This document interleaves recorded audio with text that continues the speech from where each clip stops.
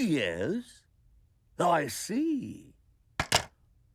Good news, everyone! That's right, everyone. Good news indeed. It looks like we've got the first 10 episode titles for Hulu's upcoming Futurama revival, and there are some fascinating titles in the mix. Now, these titles have not been officially released. This isn't from a press release or any of the writers or creators or anything, so take them with a grain of salt. That being said, the titles have been revealed thanks to the Entertainment Identification Registry, which effectively pulls metadata for audiovisual content that has been registered through their services, and a lot of other shows have had episode titles revealed through their database before officially being announced, so I think that these titles are legit, but like I said, grain of salt. But you best believe we're gonna break them down right now. And hey, if you like my Futurama speculation, I've not only got a bunch of other Futurama videos, but I've also got a podcast that I co-host with Toonrific Tariq. We've covered all of the Fox seasons, plus the straight-to-DVD movies of Futurama already, and a ton of other stuff, so make sure to go check out Cartoons That Curse if you get a chance. So back in February, it was announced that Futurama will be returning to Hulu with a 20-episode order,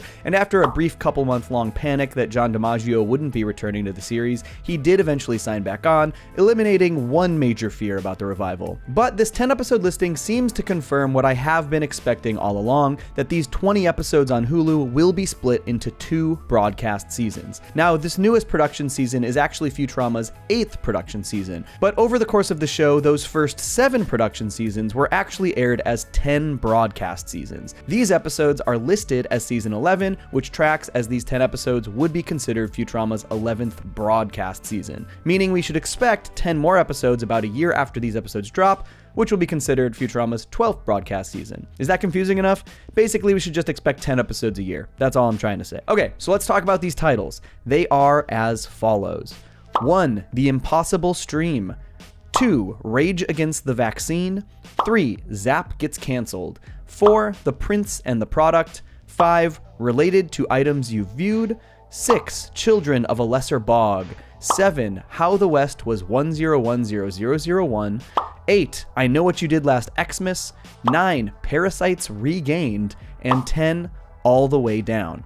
Okay, so some of these have some obvious implications, others slightly less obvious, and some I just have no idea whatsoever. So let's just go for it. The Impossible Stream is a really interesting title, and I expect that it is metatextually referring to the fact that Futurama will now be streaming on Hulu. But I think there are also other ways that this could tie into the narrative. So let's look back at the last time Futurama was revived, between the straight-to-DVD movie season and the Comedy Central era. The first episode back was called Rebirth, and it specifically followed up the cliffhanger from the end of Into the Wild Green Yonder, as the Planet Express ship and crew barreled into a wormhole with no idea what might happen to them. They firmly followed up this exact cliffhanger in Rebirth with some funny metatextual commentary, calling it the Panama wormhole and claiming it was a channel for shipping. Yes, it's sort of a Comedy Central channel, and we're on it now.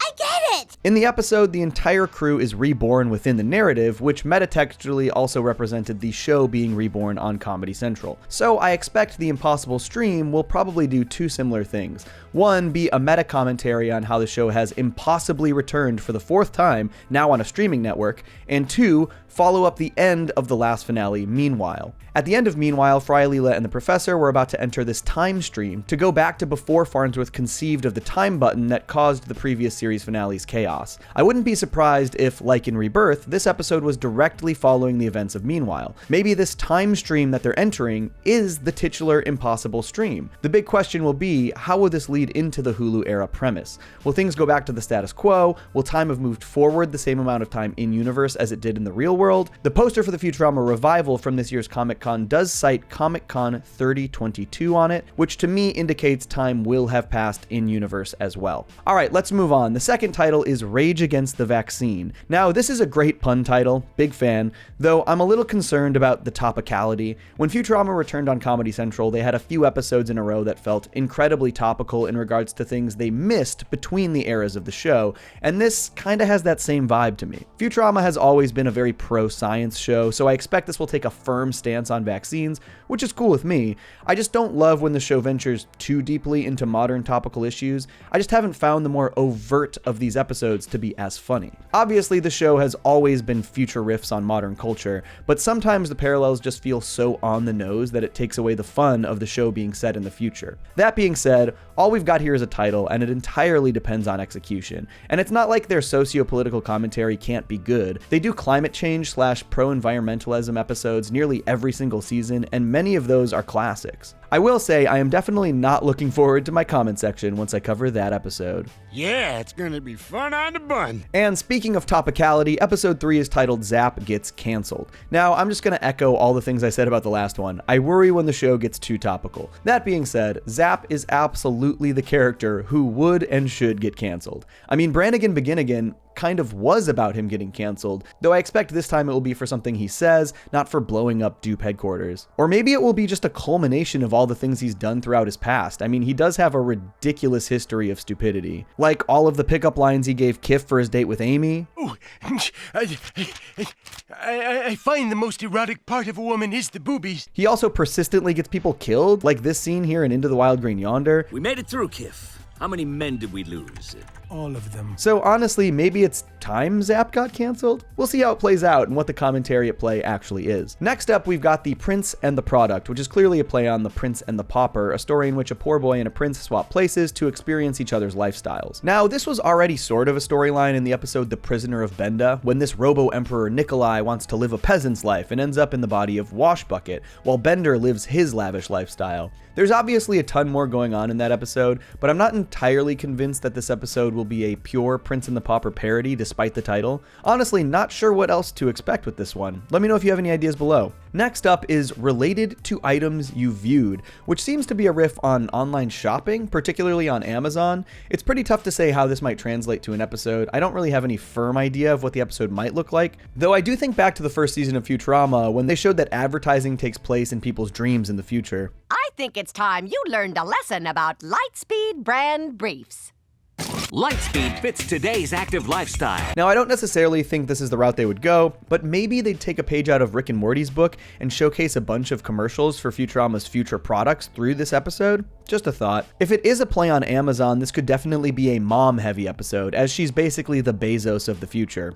Only time will tell. Next up is a very interesting title, and at first I thought I might be reading too much into it, but the more I talk about it, the more I talk myself into this. It's called Children of a Lesser Bog, a riff on the film title Children of a Lesser God. Now, I've talked at length about things I'd like to see from New Futurama in other videos, but one that I persistently get comments about is people wanting the show to follow up Kif Gets Knocked Up a Notch when Kif is accidentally impregnated by Leela. The end of the episode shows Kif give birth on his home planet in the ancient ancestral birthing grounds, as his tadpoles make their way to the swamp safely. Now, I'm gonna be honest, this is a storyline I never expected them to follow up, but with this title, I think I may have been wrong. Here's why. That episode takes place canonically around 3003. If the show has moved forward in time at the same rate as we have, which was always the case for the DVD movies and the Comedy Central era, that will set this newest season around 3023. Now, listen to what Kif says about the tadpoles in Kif Gets Knocked Up a Notch. Well, we've given them a great start, Amy.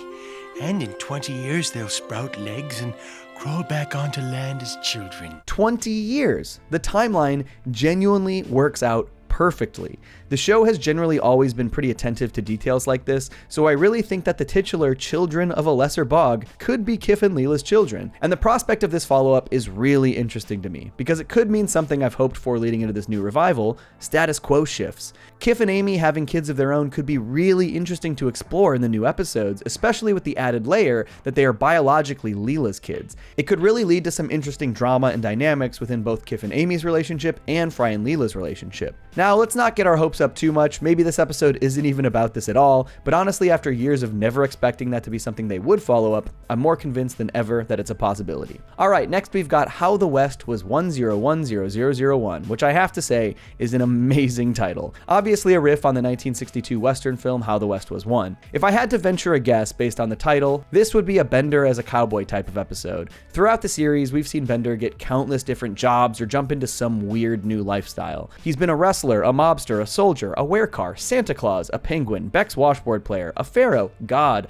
a chef, a superhero, a TV star, an Olympic athlete, a time thief, leader of the League of Robots, a fancy man of Cornwood, a farmer, a gray goo, a ghost, an overclocked robo-god, a father, a folk musician, and a firefighter. It wouldn't be Futurama if they weren't giving Bender some weird new obsession. So that's my bet. This episode could also take place on Mars, as the usual Western-style storytelling we've seen has involved the Buggalo, so I'm eager to see if that's the route the story goes. Next, we have I Know What You Did Last Xmas, which is another title that super intrigues me. We actually haven't gotten a proper canonical Xmas episode since A Tale of Two Santas. Technically, we got some Santa/Xmas stuff in Bender's Big Score, but the revival season only did the Futurama Holiday Spectacular, which is a non-canonical anthology episode. So I would love to see a new fully fledged Xmas episode. But I also love the title being a parody of I Know What You Did Last Summer, a slasher horror flick. I think mashing up an Xmas episode with horror vibes could be a really great combo for Futurama, especially because Robo Santa is already known as being super murdery. As for the rest of you,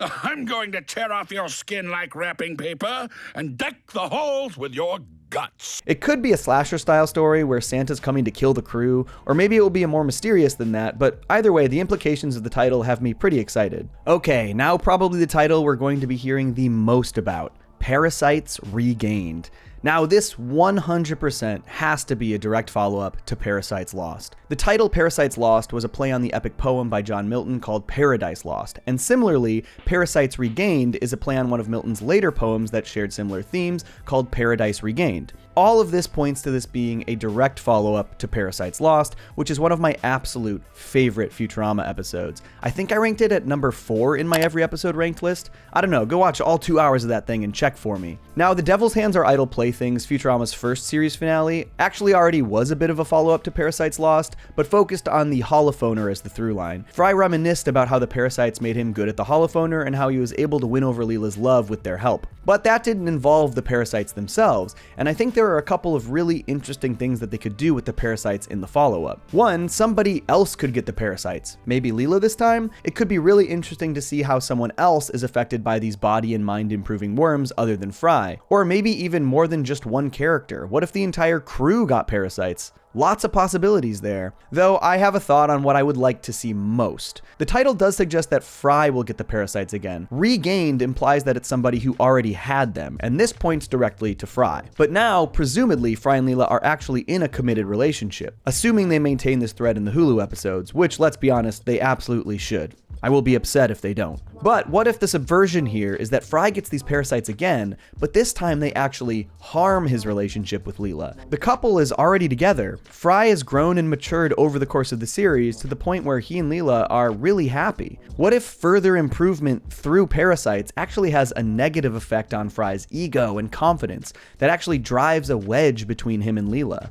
That seems like the smartest move to me, and the best way to make it a direct follow-up to a classic episode. Focus on the same ideas and themes, but in a new subversive way. I really can't wait to see what they have in store for us with this one. Definitely the most intriguing for me. But it's interesting to see what is seemingly such a direct follow-up episode called out in the title of the episode. There were not that many episodes that felt like direct sequels in the previous runs of Futurama. There was The Day the Earth Stood Stupid and The Why of Fry, and stuff like a Bicyclops Built for Two and Leela's Homeworld, but I can't say I expected that 20 years later we would get a direct sequel to one of my absolute favorite episodes of Futurama. And the last episode in this batch of 10 is called All the Way Down, which is probably the most vague we've gotten. My first thought was that maybe this is a Robot Devil episode, All the Way Down going all the way down to Robot Hell, but that's all that came to mind initially. After doing some light research, it could be an allusion to the expression turtles all the way down, which according to Wikipedia references the idea of the world turtle. It's a mythological story in which a flat Earth rests on the back of a massive turtle, which goes on to suggest that this turtle rests on the back of an even larger turtle, and that turtle on an even larger turtle, and so on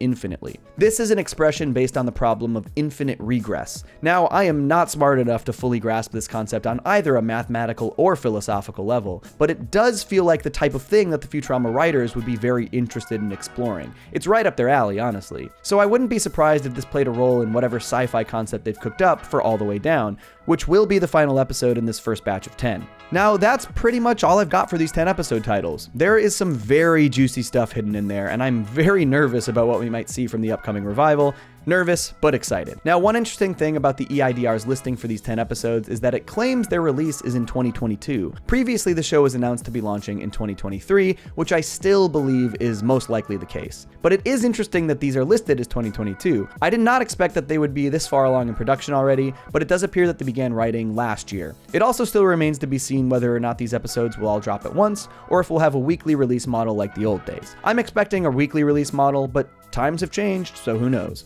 If they do opt for weekly, maybe we can expect the Christmas episode to line up around the 2022 holiday season. I still think early to mid 2023 is most likely, but this leaves us a lot to think about. But hey, I want to hear from you as well. Is there anything about these 10 episode titles that stood out to you that I missed? What are you most excited about based on all of this title speculation? How stupid will I look if all of these titles end up being fake? Let me know below in the comments. Also, if you like this one, make sure to check out my other Futurama videos and stay tuned for more. Peace. Johnny!